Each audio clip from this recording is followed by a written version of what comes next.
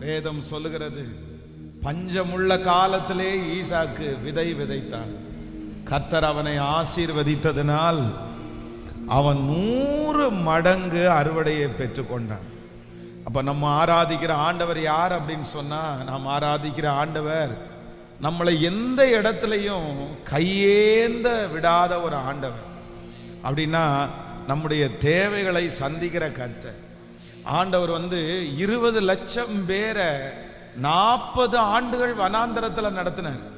20 lakhs, 20 லட்சம். வேதம் சொல்லுது, அவர்களுடைய பாதரட்சிகள் அவர்களுக்கு கிழிந்து போகல, அவர்களுடைய வஸ்திரம் பழமையாய் போகல. அப்ப ஆண்டவர் ஒரு தேவ பிள்ளைய நடத்தணும்னு கர்த்தர் நினைச்சிட்டார் அப்படின்னு சொன்னா, அந்த தேவ பிள்ளைக்கு தேவையான சகலவற்றையும் ப்ரொவைட் பண்றது, கொடுக்கிறதற்கு ஆண்டவருக்கு லேசான காரியம். பாருங்களேன், ஆதியாகமத்தில் வேதம் என்ன சொல்லுது? ஆதாம் ஏவாள் என்கிற அந்த 2 பேருக்காக ஆண்டவர் எத்தனை ஆற வச்சிருந்தாராமா? 4 ஆரகத்தரை வச்சிருந்தாரா. எத்தனை பேருக்கு? 2 பேருக்கு. 2 பேருக்கு ஆண்டவர் அவ்வளோ பெரிய தோட்டத்தை கொடுத்து, 2 பேருக்கு ஆண்டவர் அந்த ஏதேன் தோட்டத்தை சுற்றி 4 ஆறுகளை ஆண்டவர் கட்டளையிட்டு இருந்திருக்கிறார். அப்போ நம்முடைய ஆண்டவர் நம்ம ரொம்ப வறுமையா இருக்கணும், எல்லாத்தையும் மற்றவங்கள்ட்ட கையேந்திட்டே இருக்கணும் அப்படின்னு ஆண்டவர் விரும்புகிற தேவன் அல்ல. நம்முடைய தேவன் யார் அப்படின்னு சொன்னா, நம்முடைய கரங்களை ஆசீர்வதிக்கிற கர்த்தர். நம்மை கரங்களை கர்த்தர் ஆசீர்வதித்து நம்மை பெருக பண்ணுகிற ஒரு நல்ல தேவன். நான் நம்புகிறேன், இந்த 100 நாள் கர்த்தர் நமக்கு ஒன்று கர்த்தர் செய்ய போகிறார். இந்த சத்தத்தை கேட்டுக்கொண்டிருக்கிற ஒவ்வொருவருடைய கரத்தையும் ஆண்டவர் ஆசீர்வதிக்க போகிறார். நம்முடைய வேலைகளை ஆண்டவர் ஆசீர்வதிக்க போகிறார். நம்முடைய வருமானத்தை ஆண்டவர் ஆசீர்வதிக்க போகிறார். கர்த்தரால் உண்டாகிற ஒரு ஆசீர்வாதம் நம்மை தேடி வரப்போகுது. அப்போ நம்ம அப்படி இருக்கணும்னு ஆண்டவர் விரும்புகிறவர் அல்ல. வேதம் சொல்லுது, சீடர்கள் எல்லாரும் ரொம்ப சோர்ந்து போய் இருக்கும்போது ஆண்டவர் தழலிலே சுடப்பட்ட அப்படின்னா மீனை ஆண்டவர் கொடுத்தாராம். அப்போ கொடுத்து தான் அவர்களை கர்த்தர் சாப்பாடை கொடுத்து குறைவில்லாம ஆகாரத்தை கொடுக்கிறார். எலியா சோர்ந்து போய் கிடக்கும் போது ஆண்டவர் அந்த ஆகாரத்தை கொடுக்கிறார். அப்போ ஆண்டவருடைய பிள்ளைகளுக்கு ஒரு எண்ணம் வேணும். என்ன அப்படின்னு சொன்னா, நான் வறுமையோடு இருப்பது ஆண்டவருடைய சித்தம் சொல்லுங்களேன் அல்ல. நான் கையேந்து நிற்பது ஆண்டவருடைய சித்தம் அல்ல. என் கை வெறுமையா இருக்கிறது ஆண்டவருடைய சித்தம் அல்ல. அப்போ என்னுடைய கைகளை ஆண்டவர் ஆசீர்வதிக்கிறதுக்கு விரும்புகிறார். ஆனா ஒண்ணு வேதம் சொல்லுது, பஞ்சமுள்ள காலத்திலே ஈசாக்கு விதை விதைத்தான்.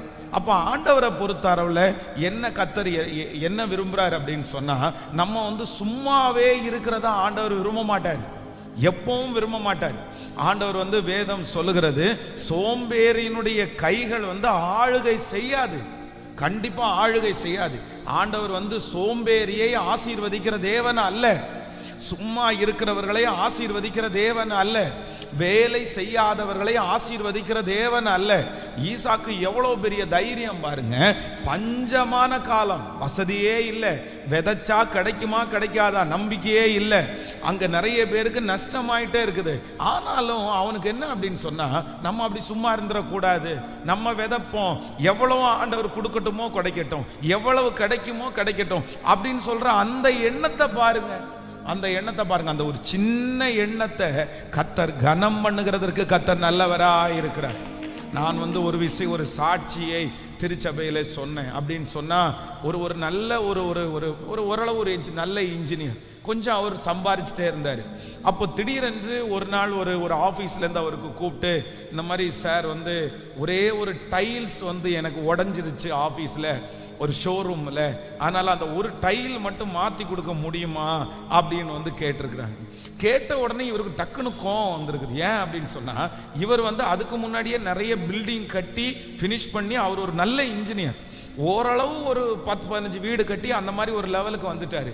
ஒரு டைல்ஸ் உடஞ்சு போயிருச்சு, என்ன கூப்பிடுறாங்களேன்னு இவருக்கு ரொம்ப வருத்தமாக இருக்குது.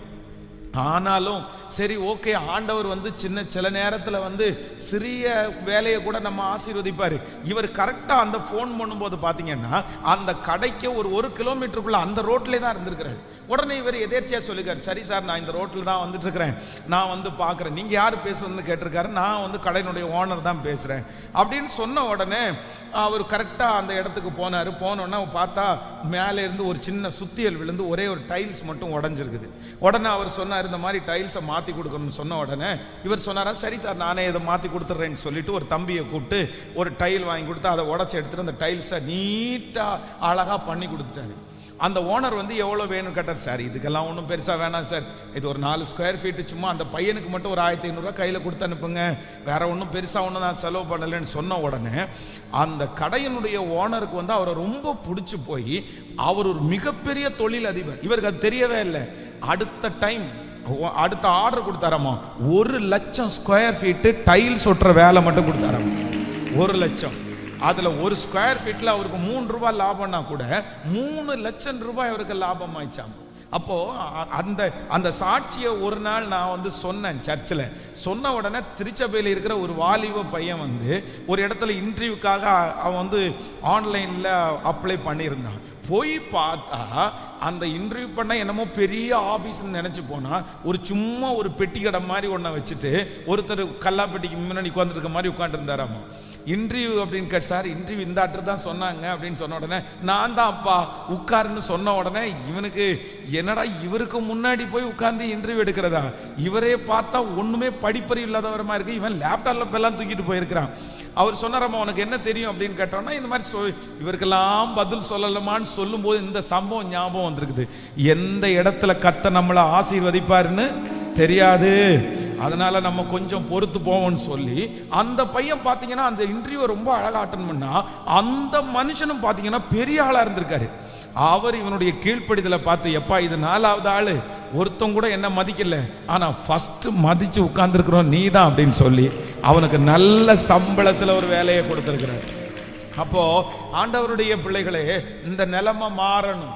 நம்முடைய பிள்ளைகளுடைய வாழ்க்கையில இந்த நிலைமை மாறணும். நம்முடைய தேவன் வானத்திற்கும் பூமிக்கும் அதிகாரம் படைத்தவர். இந்த பூமியும் அதனுடைய நிறைவும் அவருடையதா இருக்கிறது. இந்த உலகத்தில் இருக்கிற எல்லா செல்வந்தத்திற்கும் காரணமானவர் கர்த்தர். இஸ்ரவேல் ஜனங்கள் எகிப்து தேசத்திலிருந்து புறப்படும் போது அவர்களை வெறுங்கையாய் அனுப்பாமல் பொன்னோடும் பொருளோடும் புறப்பட பண்ணின கர்த்தர். அந்த தேவன் நமக்கு இன்றைக்கு ஜீவிக்கிறார். ஸோ அந்த தேவன் தான் வாக்கு கொடுக்கிறாரு, உன்னை நான் என்ன பண்ண மாட்டேன் அப்படின்னு சொன்னா, உன்னை கையேந்த விட மாட்டேன். நீ கையிட்டு செய்யும் எல்லா வேலைகளிலும் உன் தேவனாகிய கர்த்தர் உன்னோடு கூட இருந்து உன்னை ஆசீர்வதித்து உன்னை கனப்படுத்துவார் என்று வேதம் சொல்லுது. அதனால எல்லாருமே இந்த 25வது நாள் ஸ்டார்ட் பண்ணும்போதே எப்படி ஸ்டார்ட் பண்ணுவோம் அப்படின்னு சொன்னா, ஆண்டவரே இதுவரைக்கும் எல்லார்ட்டையும் எதிர்பார்த்திருந்தது போதும்பா. ஒரு காரியத்தை மனுஷங்களிடத்துல எதிர்பார்க்காதீங்க. ஒருவேளை அந்த மாதிரி சூழ்நிலை உங்களுக்கு வந்துச்சுன்னா நீங்க செய்யாம கூட இருக்கலாம். அப்படின்னா அந்த காரியத்தை செய்யாம கூட இருக்கலாம், அந்த காரியத்தை வாங்காம கூட இருக்கலாம். ஆனா இந்த காரியத்தை செய்தே ஆகணும்னு நினைச்சு நீங்க இன்னொரு மனுஷனுக்கு முன்னாடி போய் கையேந்தி நின்னுட்டீங்கன்னா அது கடைசியில நமக்கு ஒரு பெரிய பிரச்சனையாய் மாறும். ஆனா அதே நேரத்தில் நீங்க விசுவாசத்தோட நீங்க வெயிட் பண்ணுங்க. அந்த காரியத்தை துவங்க பண்ணின கர்த்தர் உங்களை முடிக்க வைக்கிறதற்கும் கர்த்தர் வல்லவராய் இருக்கிறார். அதை செய்து முடிய பண்ணுகிற தேவனா இருக்கிறார். அப்படியே கைகளை மேல உயர்த்தி சொல்லுங்க, ஆண்டவரே என்னை ஒரு நாளும் கையேந்த விடுகிறதே தேவன் அல்ல. என்னுடைய கரங்களை ஆசீர்வதிக்கிற கர்த்தர், என் பிள்ளையினுடைய கரங்களை ஆசீர்வதிக்கிற கர்த்தர், வலதுபுறத்திலும் இடதுபுறத்திலும் இடங்கொண்டு பெருக பண்ணுகிற தேவனா இருக்கிறார். சத்தத்தை உயர்த்தி, இயேசுவே நீர் என்னை ஒரு நாளும் நீர் கையேந்த விடுகிறவர் அல்லப்பா. ஹalleluya.